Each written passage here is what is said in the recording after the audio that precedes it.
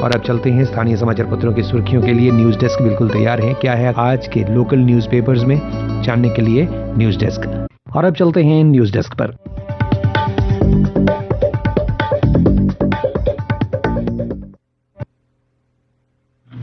धन्यवाद संजीव।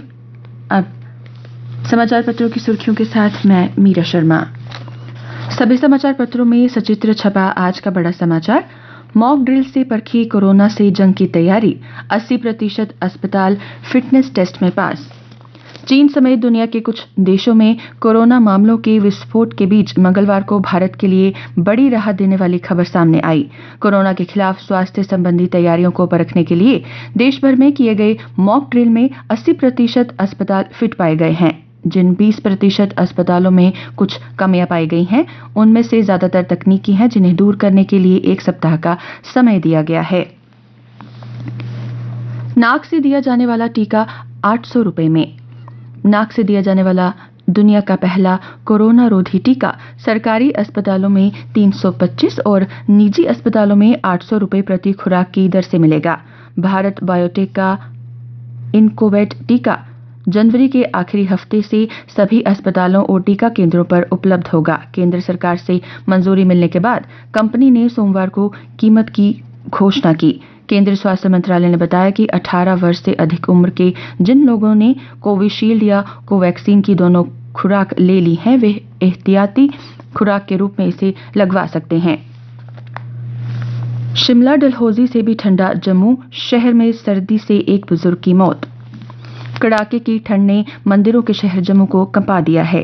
जम्मू में बीती रात का न्यूनतम तापमान हिमाचल के उच्च पर्वतीय क्षेत्र शिमला और डलहौजी से भी कम रहा। जम्मू में इस सीजन की सबसे सर्द सोमवार की रात में न्यूनतम तापमान 2.5 डिग्री रिकॉर्ड किया गया, जिसमें शहर के जनरल बस स्टैंड में खुले में रह रहे एक अज्ञात बुजुर्ग की ठंड से मौत हो गई।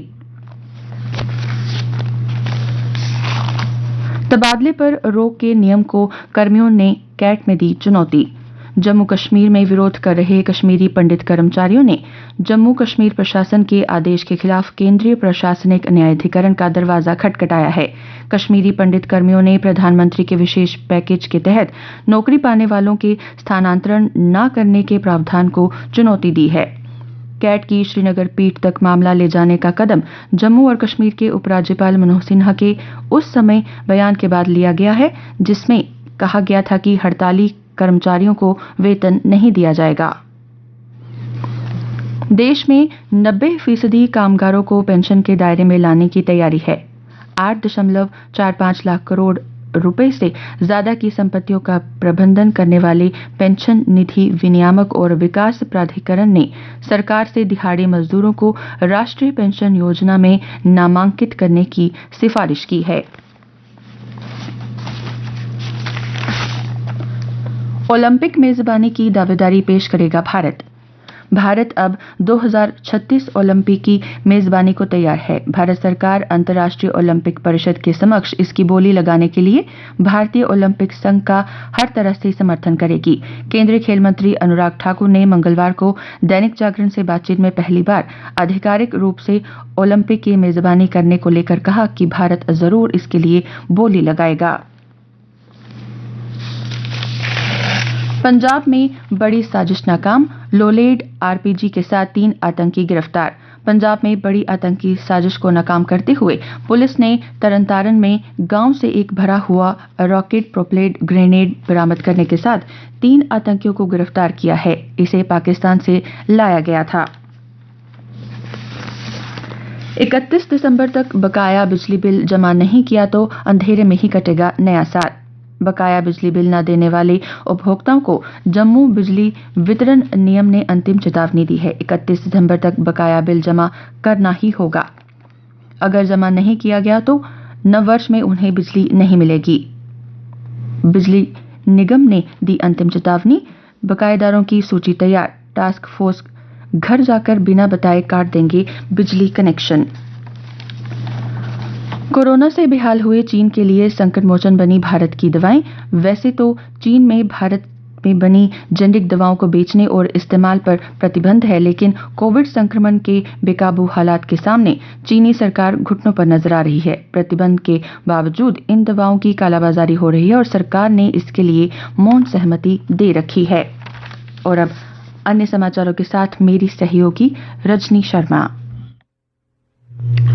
धन्यवाद मीरा। अन्य समाचार।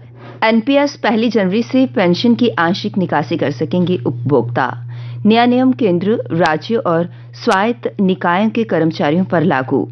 ये निकासी स्वयं घोषणा से नहीं बल्कि संबंधित नोडल अधिकारी के जरिए होगी। अमेरिका में बर्फीले तूफान से मरने वालों की संख्या 53 हुई। अमेरिका का 60% से ज्यादा हिस्सा तूफान की चपेट में। जम्मू कश्मीर के 2 लेखकों समेत 24 भारतीय भाषाओं में मिले साहित्य अकादमी युवा पुरस्कार। यह कार्यक्रम नई दिल्ली के त्रिवेणी कला संगम में संपन्न हुआ। जम्मू कश्मीर के 2 युवा आशु शर्मा और शाइस्ता खान इसमें शामिल हैं। ऑनलाइन गेमिंग उद्योग और केंद्रीय इलेक्ट्रॉनिक्स एवं सूचना प्रौद्योगिकी मंत्रालय के दायरे में आएगा। ऑनलाइन गेमिंग को लेकर स्पष्टता और शिकायतों के निवारण के लिए आईटी मंत्रालय को नोडल मंत्रालय नियुक्त किया गया है।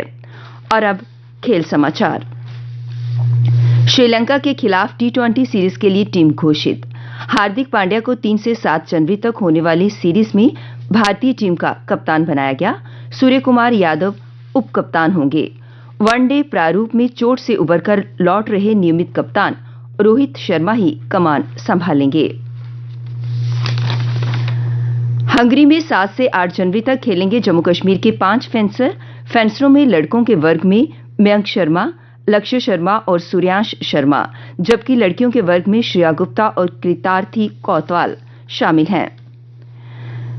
अक्षदीप और प्रियम के अर्धदशकों से संभला यूपी।